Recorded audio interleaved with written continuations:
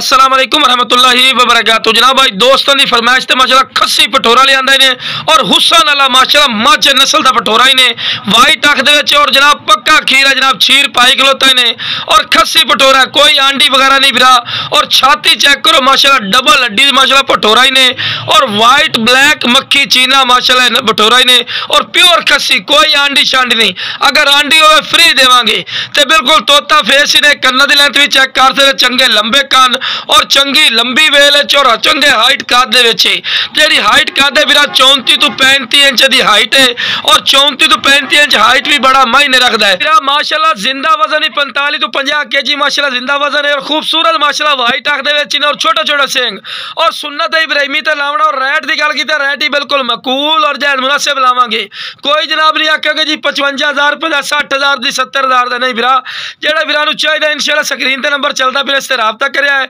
इंशाल्लाह प्यार मोहब्बत रैल सा जिवें बिरा खुश हो सन तो लो बिरा टोर फिर के विखा रहे हैं कि तुहानूं पता लगे कोई लंगड़ा या लूला नहीं तो जेड़ा बिरा इंशाल्लाह कॉल करसी बिल्कुल फायदे जरासी और बिल्कुल मकूल और जायज मुनासिब पहले कॉल करसी।